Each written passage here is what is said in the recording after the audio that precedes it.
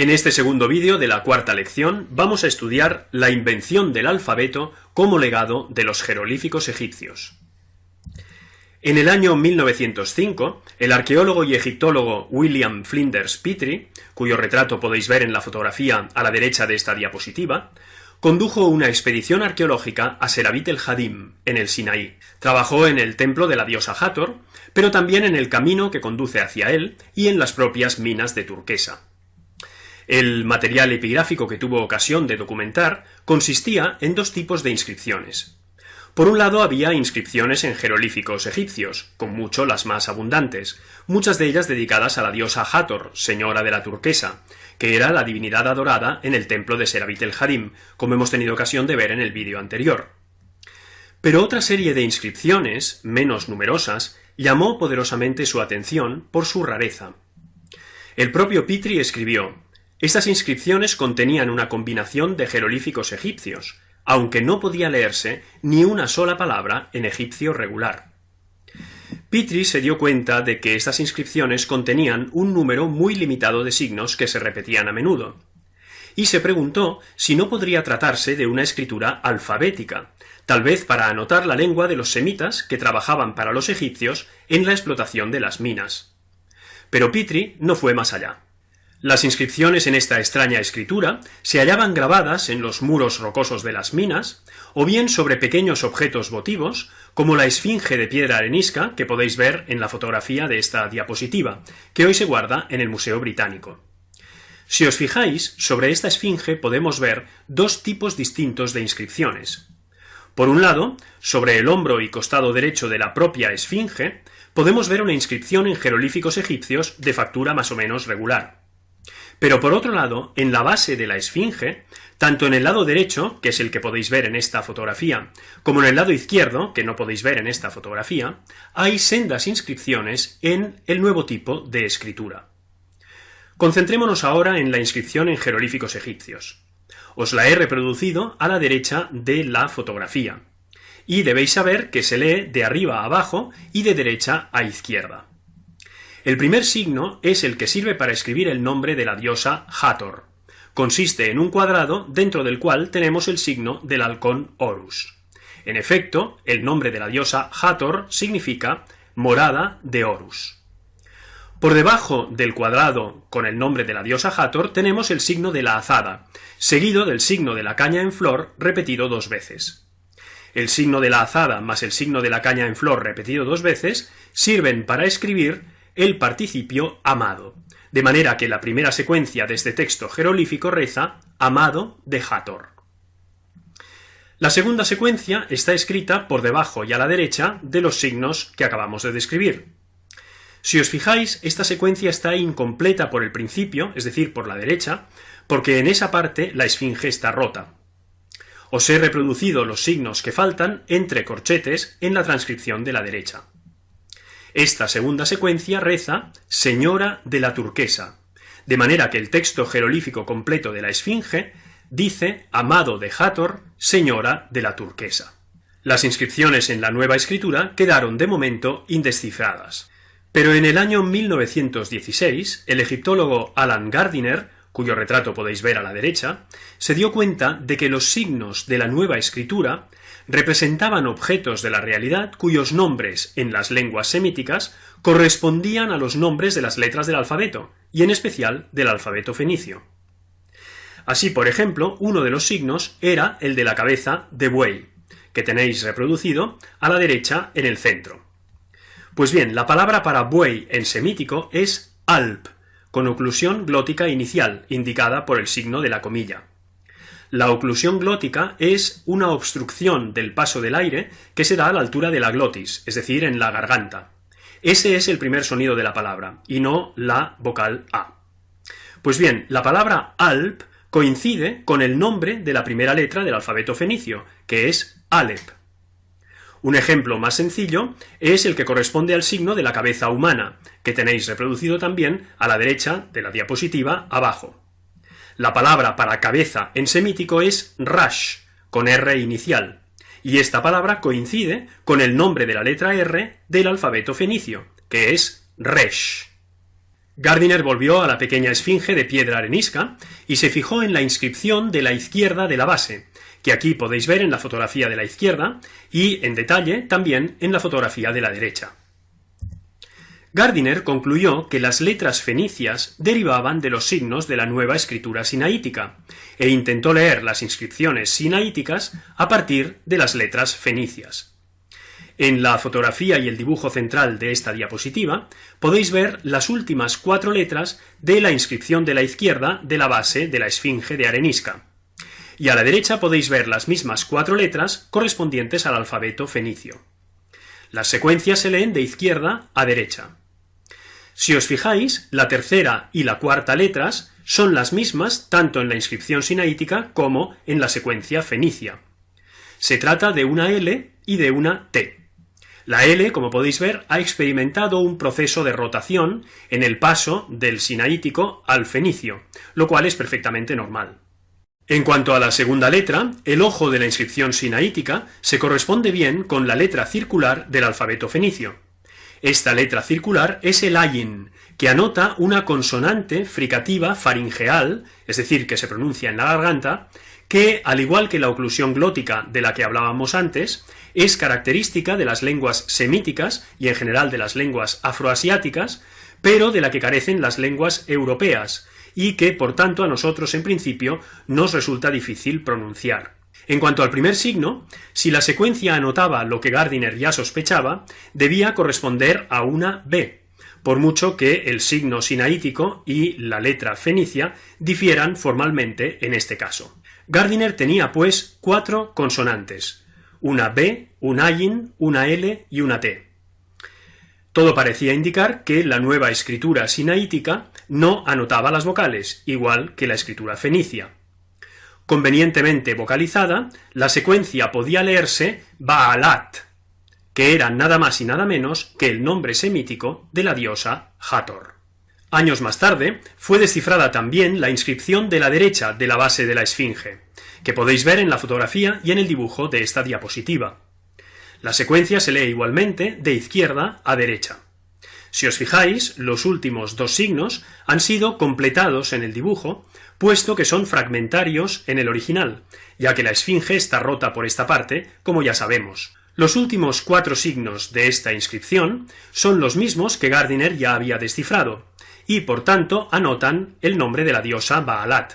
El signo central, el del cuadrado, vale como primer signo del nombre de la diosa Baalat, pero también como último signo de la palabra que antecede, que es la palabra Maheb, que significa amado. La inscripción reza, por tanto, amado de Baalat, y es la traducción lingüística y cultural de la inscripción en jeroglíficos egipcios de la misma esfinge, que rezaba, como hemos visto, amado de Hathor. La esfinge de Serabit el Hadim puede ser considerada, por tanto, como una pequeña piedra de Rosetta de la escritura sinaítica. Gracias a sus estudios, Gardiner concluyó que los signos alfabéticos sinaíticos habían sido aislados por acrofonía, es decir, cada signo anotaba el primer sonido de la palabra semítica que designaba lo que el signo mismo representaba.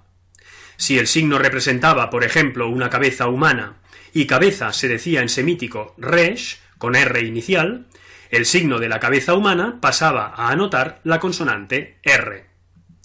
La nueva escritura consistía en un alfabeto de tipo pictográfico, cuyos signos reproducían o estaban inspirados directamente en los jeroglíficos egipcios. La lengua que este alfabeto anotaba era del grupo semítico noroccidental, como los posteriores fenicio y hebreo. Muchos años más tarde, en 1961, en su Historia de Egipto, Gardiner escribió: «Los jeroglíficos siguen vivos, aunque en una forma transmutada, dentro de nuestro propio alfabeto». La nueva escritura alfabética fue denominada escritura proto-sinaítica. En los últimos 20 años, nuestro conocimiento sobre la escritura proto-sinaítica ha aumentado de manera muy significativa, gracias al trabajo de distintos especialistas, entre los que destaca la egiptóloga israelí Orly Goldwasser. En 2006, Goldwasser reexaminó detalladamente toda la cuestión desde una amplia perspectiva que toma en consideración tanto la paleografía de las inscripciones, es decir, el estudio de la forma de los signos, como su contexto geográfico, histórico, etnográfico y cultural. Goldwasser concluyó que el alfabeto proto-sinaítico fue inventado por semitas poco egiptizados y casi iletrados en Serabit el-Hadim durante el Reino Medio, probablemente durante el reinado de Amenemhat III. En cuanto a la documentación, conservamos 33 inscripciones proto-sinaíticas en total, 30 de las cuales proceden de Serabit el-Hadim, mientras que las otras 3 proceden de Egipto, 2 de Wadi el-Hol, que se encuentra al noroeste de Luxor, en el desierto, y una de El Lahun, que se encuentra en el Fayum.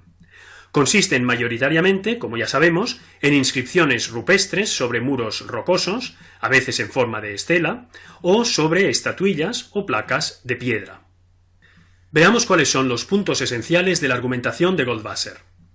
Para empezar, las inscripciones protosinaíticas son de ejecución tosca, lo cual significa, según Goldwasser, que los autores son prácticamente iletrados y no conocen los principios que gobiernan la escritura jeroglífica propiamente dicha. En segundo lugar, el hecho de que la práctica totalidad de las inscripciones protosinaíticas proceda del Sinaí significa que muy probablemente la nueva escritura nació allí. Hay que decir, sin embargo, que algunos autores han planteado la posibilidad de que naciera en Egipto, a raíz del descubrimiento muy reciente de las 2 inscripciones de Wadi el-Hol. Para Goldwasser, la balanza se decanta muy claramente en favor del Sinaí, y es por tanto en las inscripciones jeroglíficas egipcias de esta última región donde hay que buscar los prototipos de los signos protosinaíticos. Por ejemplo, en las inscripciones de Gebeded, el oficial semita que trabaja en las minas de Serabit el-Hadim y que se hace representar montado en un burro, como podéis ver en la fotografía de esta diapositiva y como tuvimos ocasión de ver en el vídeo anterior. En el dibujo de esta diapositiva podéis ver un fragmento de una estela del propio Gebeded escrita en jeroglíficos egipcios propiamente dichos.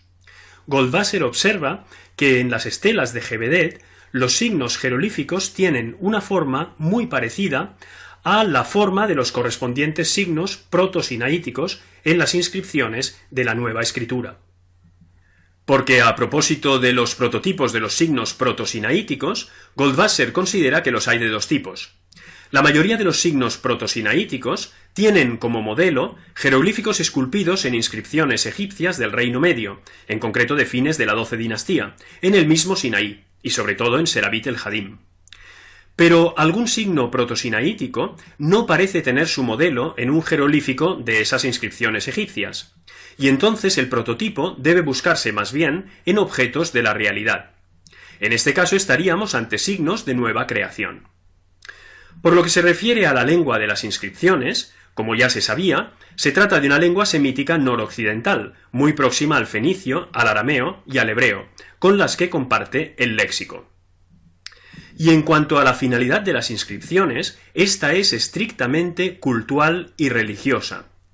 Los semitas buscaban escribir sus propias invocaciones a sus dioses, a imitación de lo que hacían los egipcios con los que convivían.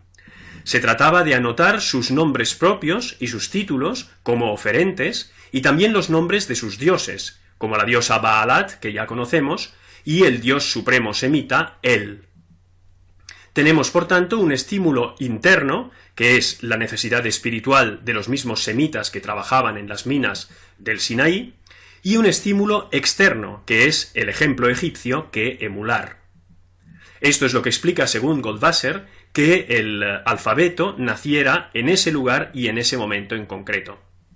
Finalmente, en lo que se refiere al mecanismo de aislamiento de los signos, este es, como también se sabía, la acrofonía. Los creadores del sistema ignoraron por completo, probablemente porque nunca lo conocieron, el valor fonético o semántico egipcio del signo jeroglífico escogido. Si no, muy probablemente le habrían dado ese valor. Y procedieron como sigue. Tenían que escoger un signo para cada uno de los sonidos consonánticos de su lengua semítica, que son en total una 20. Identificaron por tanto estos sonidos y escogieron una palabra de su lengua que empezara por cada uno de ellos. Acto seguido, establecieron como signo para anotar cada sonido el jeroglífico egipcio que representaba el objeto de la realidad designado por la palabra en cuestión, o, en su defecto, un icono de nueva creación, como ya hemos comentado. Es importante que tengamos bien presente que los alfabetos semíticos solo anotan las consonantes. Es así en el caso del alfabeto fenicio, y lo fue también en el caso de su precedente, el alfabeto proto-sinaítico. Y pasemos ya a ver ejemplos concretos. Empezaremos por la segunda línea de esta diapositiva, porque el ejemplo es más fácil. Para la consonante B, los creadores del alfabeto escogieron la palabra bait, que significa casa, y adoptaron como signo para anotar el fonema B, el signo jerolífico de la casa, que aquí podéis ver a la izquierda de la flecha. A la derecha de la flecha podéis ver su adaptación en la escritura proto-sinaítica. En cuanto a la primera línea, el sonido de la oclusión glótica, que es ese sonido del que ya os he hablado, que consiste en una obstrucción del paso del aire que se produce en la glotis, es decir, en la garganta, que es característico de las lenguas semíticas y afroasiáticas, pero del que carecen las lenguas europeas. Para notar ese sonido, como digo, los creadores del alfabeto escogieron la palabra Alep, que significa buey, y adoptaron el signo jerolífico de la cabeza de buey, que aquí podéis ver a la izquierda de la flecha.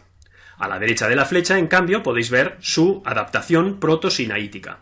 Es importante que tengáis bien presente que el primer sonido de la palabra Alep no es la vocal A, sino justamente esta oclusión glótica de la que os hablo, que es lo que anota el signo de la cabeza de buey.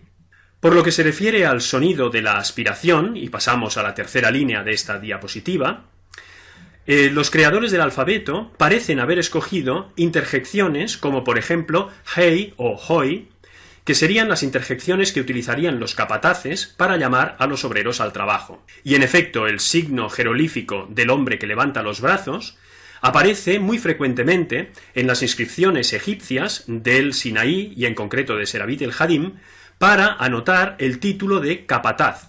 Y es justamente este signo el que los creadores del alfabeto escogieron para anotar la aspiración. Para el sonido ye se escogió la palabra yad, que significa mano, y se adoptó el signo jerolífico del brazo y la mano. Para el sonido ka se escogió la palabra kap, que significa palma de mano.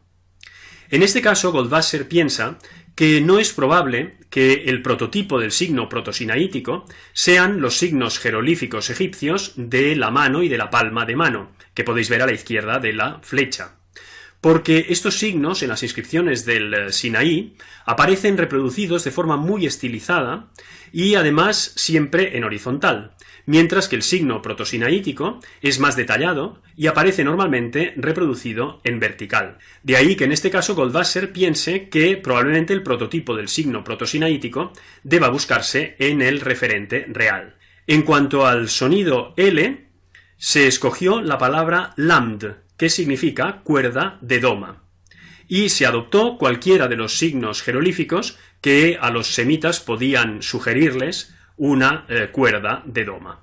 Para los sonidos M y N se escogieron respectivamente las palabras mayim, que significa agua, y nahash, que significa serpiente, y se adoptaron los signos jerolíficos del agua y de la serpiente. Para el sonido del ayin, que es ese otro sonido característico de las lenguas semíticas y afroasiáticas, pero del que carecen las lenguas europeas, que también os he comentado, se escogió la palabra ain, que significa ojo, y se adoptó el signo jerolífico del ojo. Para el sonido k, asimismo característico de las lenguas semíticas y afroasiáticas, pero no de las lenguas europeas, y que es distinto de la k, porque se pronuncia en la úvula o en la campanilla, se escogió la palabra qop, que significa mono. En este caso está claro que el prototipo del signo protosinaítico no pudo ser un signo jerolífico, puesto que no lo hay con esta misma forma, sino que debió ser o bien el referente real o bien las imágenes del dios Tot en forma de mandril, puesto que, como sabemos, el dios Tot era adorado también en el Sinaí y en concreto en Serabit el Hadim. Para el sonido de la R se escogió la palabra resh, que significa cabeza, y se adoptó el signo jerolífico de la cabeza, como ya hemos tenido ocasión de ver. Y para el sonido de la T se escogió la palabra tau, que significa señal o marca, y se adoptó un signo jerolífico que para los semitas parecía una señal o una marca. Es así, pues, como fueron creados los signos alfabéticos. En esta diapositiva podéis ver ejemplos de inscripciones en escritura proto-sinaítica, en concreto 2 estatuillas votivas y un panel rupestre en forma de estela. En la primera de las estatuillas podemos leer la secuencia TNT, tal vez el nombre de la diosa Tanit. En la segunda de las estatuillas podemos leer el nombre de la diosa Baalat, que ya conocemos, precedido de una L, que es la preposición de dativo. La secuencia significa, por tanto, para Baalat. El nombre de la diosa Baalat vuelve a encontrarse en la parte inferior de la columna de la derecha del panel en forma de estela. Tras la caída del Reino Medio, la nueva escritura alfabética se extiende por toda el área semítica cananea, y por eso pasa a llamarse escritura proto-cananea. Se conocen 22 inscripciones en total en escritura proto-cananea, la más antigua de las cuales es la que se encuentra sobre la daga de Laquish. Laquish es una ciudad que se encuentra al este de Hebrón. Esta daga data de hacia 1700 a.C., y es la que podéis ver en el dibujo de esta diapositiva. Es importante tener bien presente, sin embargo, que la escritura proto-cananea sigue siendo empleada solo de manera muy restringida y esporádica, sobre todo para anotar nombres de personas y de divinidades. En efecto, se trata de una escritura de gentes humildes y anónimas, lejos de las escuelas de escribas y de la alta cultura o de las cancillerías de los estados. Los grandes estados al lado y lado de la región desértica sinaítico-cananea la ignoran por completo. Los hicsos, que como sabemos son semitas de origen cananeo que se hacen con el poder faraónico, lejos de sentir como propio y de adoptar el alfabeto semítico del Sinaí, se egiptizan por completo y hacen suyas las prestigiosas formas culturales del país que dominan, entre ellas las escrituras. En su capital, Avaris, no se ha hallado ni una sola inscripción en alfabeto proto-sinaítico o proto-cananeo. El único estado que sí posee una escritura alfabética es la ciudad-estado semítica de Ugarit, que se encuentra en lo que hoy es la costa siria. Allí, entre los siglos XIV y XII a.C., fue creado y utilizado un alfabeto cuneiforme, es decir, un alfabeto cuyos signos se escribían a base de cuñas que se imprimían sobre tablillas de arcilla, como se hacía en Mesopotamia. En la fotografía de esta diapositiva podéis ver una tablilla alfabética de Ugarit, es decir, una tablilla en la que se han anotado todos los signos alfabéticos en el mismo orden que después tendrán en el alfabeto fenicio. No sabemos si el alfabeto cuneiforme de Ugarit es una adaptación de la escritura proto-cananea o bien si es una creación paralela. Sea como fuere, después de la caída y destrucción de Ugarit por parte de los pueblos del mar hacia 1200 a.C., el alfabeto cuneiforme dejó de ser utilizado, y fue, como sabemos, el alfabeto proto-cananeo el que dio origen al alfabeto fenicio. La transición del uno al otro se produjo a finales del segundo milenio, en concreto en los siglos XI-X a.C. Las inscripciones incisas en las puntas de flecha de bronce de El Jader, localidad situada junto a Belén, fechadas precisamente en los siglos XI-X a.C., son consideradas como el eslabón entre la escritura proto-cananea y la escritura fenicia. Lo que sucedió en la transición entre el alfabeto proto-cananeo y el alfabeto fenicio fue que los signos experimentaron un fuerte proceso de estilización gráfica, de manera que dejaron de ser pictográficos, es decir, dejaron de ser imágenes que representaban seres u objetos de la realidad, y pasaron a ser trazos convencionales, como lo son todas las letras alfabéticas desde el alfabeto fenicio. En esta diapositiva y en la siguiente podéis observar cómo los signos protosinaíticos que hemos visto pasan al alfabeto fenicio, y la forma ya convencional que adoptan en este último. Es importante que tengáis presente que en el paso del alfabeto protosinaítico al alfabeto fenicio, algunos signos experimentan un proceso de rotación, de 90 grados o de 180 grados. Así, por ejemplo, el primer signo de esta diapositiva, el de la cabeza de buey, experimenta una rotación de 90 grados, mientras que el último, el de la cuerda de doma, experimenta una rotación de 180 grados. En esta diapositiva tenéis, pues, en la primera columna los signos protosinaíticos, en la segunda columna los signos fenicios correspondientes. En la tercera columna, los sonidos anotados por esos signos fenicios, que son los mismos que ya anotaban los signos protosinaíticos, porque tanto la lengua fenicia como la lengua de las inscripciones protosinaíticas eran lenguas semíticas. Como sabéis, los griegos adoptaron el alfabeto de los fenicios, y más tarde los romanos lo adoptaron de los etruscos, que a su vez lo habían adoptado de los griegos. Así, en la cuarta columna tenéis la forma que las letras adoptan en los alfabetos griego y latino. Y en la última columna tenéis el sonido que las letras griegas y latinas anotan. Por lo que se refiere a las letras griegas y latinas, hay que decir que algunas vuelven a experimentar un proceso de rotación con respecto a las letras fenicias, como la primera, que experimenta un proceso de rotación de 90 grados, de manera que ahora está del revés con respecto al signo original protosinaítico. En efecto, nuestra letra A no es otra cosa que una cabeza de buey del revés. Por otra parte, hay que tener en cuenta que la escritura fenicia se escribía de derecha a izquierda, mientras que las escrituras griega y latina se escriben de izquierda a derecha. Esto hace que algunas letras griegas y latinas estén orientadas del revés con respecto a las correspondientes letras fenicias, como sucede con la letra E y con la letra K. Y finalmente, desde un punto de vista fonético, hay que tener en cuenta que las letras que en fenicio habían anotado sonidos como la oclusión glótica, la aspiración o la Y, aquí marcados en rojo, puesto que estos sonidos eran característicos de la lengua fenicia, pero no existían en la lengua griega y en la lengua latina, esas letras, como digo, los alfabetos griego y latino, las recategorizaron y las utilizaron para anotar las vocales. En efecto, como sabemos, la escritura fenicia no anotaba las vocales, pero las escrituras griega y latina sí que lo hacen. Así, la letra derivada del antiguo signo protosinaítico de la cabeza de buey sirvió para anotar la vocal A. La letra derivada del signo protosinaítico del hombre con los brazos en alto sirvió para anotar la vocal E. Y la letra derivada del signo protosinaítico de la mano sirvió para anotar la vocal I. En esta diapositiva hemos marcado en rojo estas tres vocales. En esta segunda diapositiva tenéis la evolución de los demás signos que hemos visto. Las letras derivadas de los signos protosinaíticos del ojo y del mono, que como sabemos en fenicio habían servido para anotar los sonidos consonánticos del ayin y de la k, fueron utilizadas en el alfabeto griego y latino para anotar respectivamente la vocal O y la consonante K en determinados contextos gráficos. En esta diapositiva hemos marcado en rojo estos cuatro sonidos. Y ya para acabar, una paradoja de la historia de la cultura.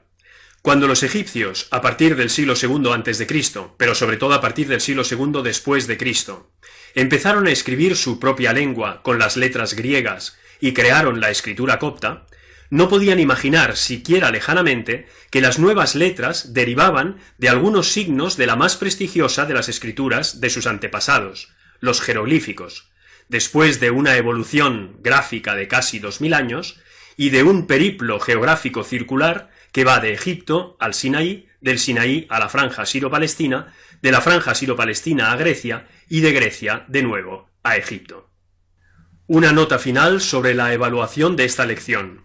No os preocupéis por los aspectos más técnicos de este vídeo, no van a aparecer en los cuestionarios. Sobre el origen del alfabeto a partir de los jeroglíficos egipcios y sobre la escritura protosinaítica, podéis consultar estas referencias bibliográficas y webgráficas.